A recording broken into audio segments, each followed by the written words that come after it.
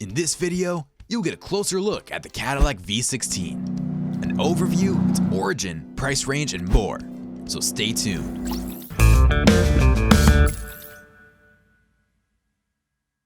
What's up guys, this is the Classics Dude again. The development of this vehicle was a long one as the Cadillac company launched the creation of a new multi-cylinder car in 1926.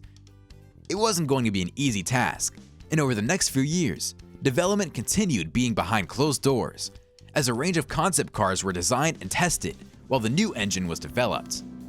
Meanwhile, Cadillac chief Larry Fisher and GM stylist Harvey Earl explored Europe in search of ideas from the best coach builders at the same time.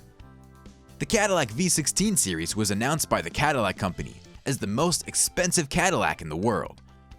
This new vehicle was first shown at the New York City Motor Show on January 4th, 1930.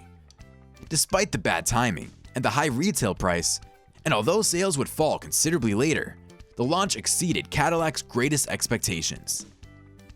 The V16 powered car was the first of its kind in the United States.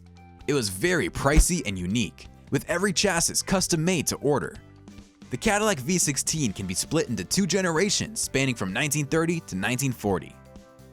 Generation 1, Series 452 and 90. This generation was from 1930 to 1937. This period was highly characterized by improvements on the vehicle.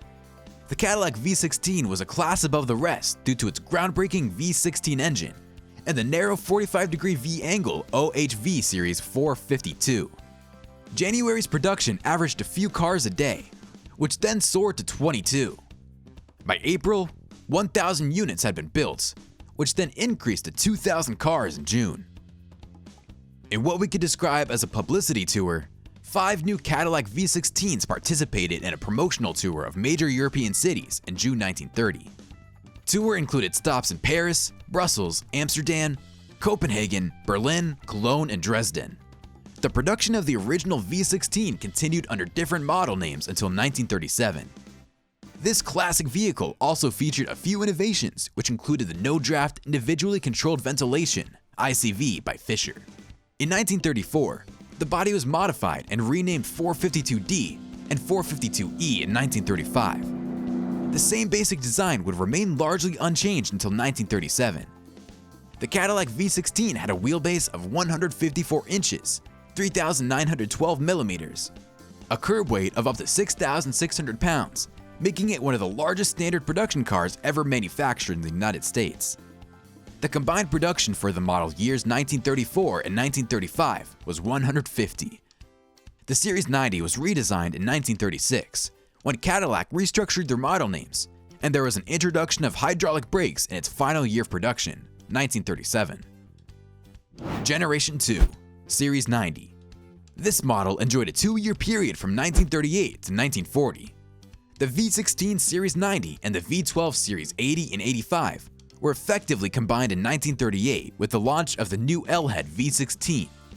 The model had a 431 cubic inch, 7.1-liter engine, which was a flathead design and featured a wider 135-degree V-angle, dual carburetors, dual fuel pumps, twin water pumps, and 9 main bearing crankshafts, compared to the 5 bearing crankshafts of the OHV V16, and developed the same 185 horsepower, 138 kilowatts, as the later models of the original V16 with even greater flair, and it provided the 3840-16s with the fastest speed of any car in the world at the time, despite its weight. There was a reduction in the wheelbase to 141 inches, 3,581 millimeters, while the body remained 222 inches, 5,639 millimeters length. The 16s, as Cadillac called them, were essentially Series 75 with the new V16 engine, though they differed from the V8 in a few qualities. The instrument panels were similar to and updated from 1938 to 1940 on an annual basis with the V8 vehicles. 315 units were sold in the first year, 138 in the second. The manufacture of the 1940 model stopped in December 1939. The Cadillac V16 is today regarded by many experts as one of the finest vehicles of the pre-war era. The Classic Car Club of America ranked all V16s as CCCA Complete Classics. a classification reserved for the finest cars of the period 1925 to 1948. The Cadillac V16 endured tough times in its production period, as its sales was affected by the Great Depression and the beginning of World War II, with only 4,076 units manufactured in its 10-year production period. Did I mention how classic of a vehicle the Cadillac V16 is? Well, I'm telling you again, because they don't come cheap anywhere. Today, the Cadillac V16 can be obtained from prices as low as $74,000 to as high as a whopping $1.3 million, depending on what model and generation. If that alone isn't classic in itself, then I honestly do not know what is. That's all, folks. I'm sure you enjoyed this video, so smash the like button and stay tuned for another classic car video. You never know, you could spot that classic car that ticks all your boxes.